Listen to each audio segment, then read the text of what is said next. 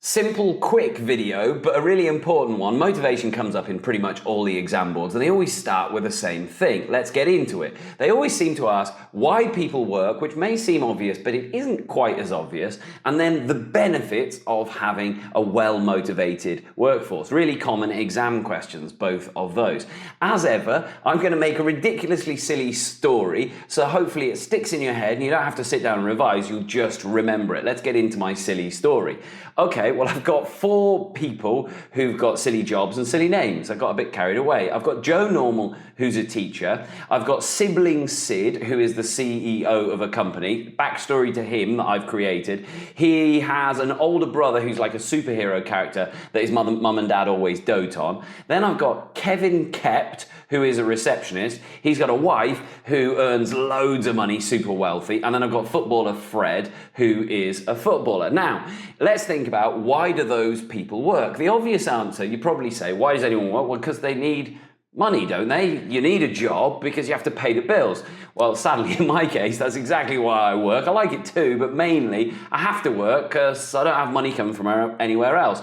I'm like a Joe Normal. Joe Normal is a teacher because the reason he works is money. He needs money. Now, sibling Sid, in fact, in this story, his parents are wealthy. So why is sibling Sid working and why is he rising up, entrepreneur, trying to make himself a CEO? Well, Esteem needs, I've said, because he's always felt in the shadow of his superhero brother, and he's a bit sad about that, and his parents always talk about his big brother being the hero, and he is fighting, setting up his business to have something, to be proud, to fulfill his esteem needs. He's really all about feeling important. Then we got Kevin Kept. Now, Kevin Kept, his wife is mega wealthy. He doesn't need to work, he doesn't need for money, but he sits at home all day in the past and just watches rubbish daytime television, and he feels like he doesn't get to know anyone because his wife makes all the money and has all the friends. So he works for social needs. He works as a receptionist because he doesn't want to just sit and watch daytime TV. He wants to talk to everyone, get invited to parties, have fun while at work. So a very different reason. Then there's footballer Fred, and he's a professional footballer. Well, job satisfaction. He works, like many footballers, I imagine, they work because they just love it. They love their job. It's nothing to do with money, little bit. They just want to do the job, most footballers. Job satisfaction. So why do we care about this? Why do they always start with this why work? Well, think about it. You'd motivate each of all of these people in different ways. If you thought, oh, well, Kevin is a little bit sad, Kevin Kept is a little bit sad, he's not motivated, I want him to work harder. I believe in Taylor, see in another video, let's pay him more. Well, if you paid Kevin more, but moved him to a back office where he was nowhere near people, would he be happier? Would he be more motivated? Well, definitely not. That wouldn't motivate him. Paying him more, he's not there for money. Similarly, if you gave sibling Sid and you said, look, sorry, we can't afford to give you a bonus, but we can just give you a fancy title. We'll make you #1 CEO in all of the country. Well, he's going to be delighted because he's doing it for esteem needs. You get the idea. So business owners should think about why people work because we're all different.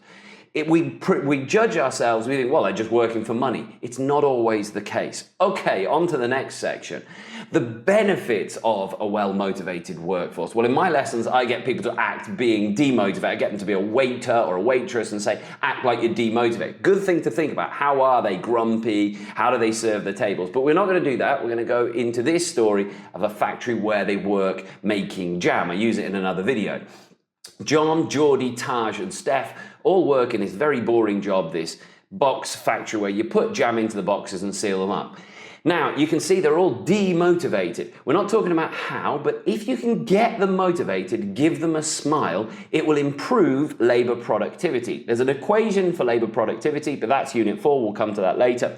But simply, what does that mean? Well, they work faster, they get more output in the same amount of time. So you now see we've got them smiling and they are getting the conveyor belt going at 4 times the speed and they are producing 4 times the amount of jam and boxes in the same amount of time. So labor productivity, you get them motivated, they'll work faster. The grumpy waitress, you get them motivated, they'll run around the restaurant and serve more tables. Also works for services, but in the exam most of the time, it's better and simpler to think about someone that produces something. They will produce more jam in the same amount of time. Another benefit, well, reduced absenteeism. Here in my silly story, we've got Taj up there. Now, Taj isn't at his workstation where he's meant to stamp the box. Taj has got a little bit of a headache, but how do we know how bad a headache? Think about you going to school and you tell your mum, I'm so ill, I need to stay at home. Well, there's no real way we can get in your head and prove that,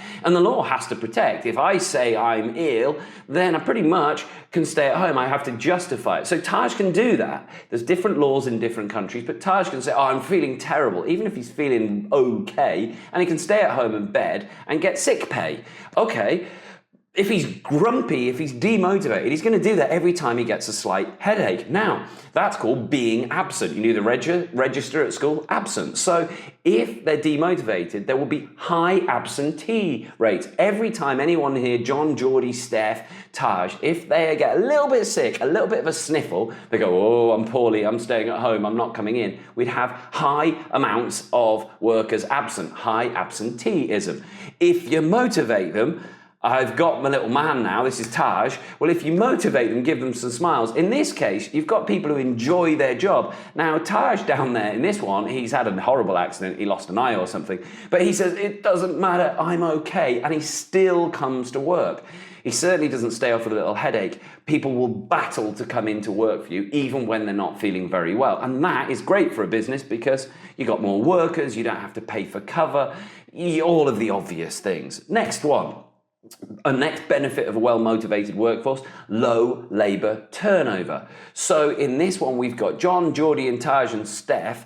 They're miserable and therefore, every so often, well, fairly regularly, I don't like this, I hand my notice in, I quit. And therefore, we've got, in the second part, we're hiring, we've got Roger, Jenny, Tony and Sarah. That's a problem because that has costs. Recruitment in the earlier sections in the other parts of the syllabus, recruitment costs are high. You have to pay to put an advert, you have to interview people. It's an expensive process, and you're not going to have much of a spirit of community. There's not going to be much partying going on because it's constantly changing the workforce, so that could be a problem there as well. But if you get people motivated, if you get them enjoying their job, well, they've got no reason to leave. They say, well, I've worked here 15, 20 years and I'm going to continue working for another 10 years. So we have John, Geordie, Taj and Steph still staying there, don't have to pay recruitment costs, and they have a nice time and they probably get on well. And also, because they've been there a long time, they're experienced. They're going to work faster and better. They know the mistakes. They know how to solve these things. Final one, I think, the benefits of motivated workforce, greater willingness to accept a challenge. So in this one, in the top part, we've got them accept change or new methods of working. Well, in my jam factory now, we've got a robot being brought in, moving with AI or whatever. And you can see John, Geordie, Taj and Steph are all looking at it going, I don't want to use that. I don't want to work out how to do it. And they're going to be resistant. They're going to be slow. They're going to be awkward. And a problem because they're demotivated. I don't want to learn this new technique. Why should I? Then we get them motivated. We give them a big smile, and I got carried away in my final one. In this one, I think we've got John jumping on the robot's back, running around, super happy, excited to use the new technology, excited to embrace the change. And that takes a big headache away from the owners. It gets working practices moving more efficiently and faster and saving money. There we go. That covers the sections of the syllabus. Very quick run through. Hope it helps. As ever, put comments, questions, and I will try and answer everything I can. Hope it helps.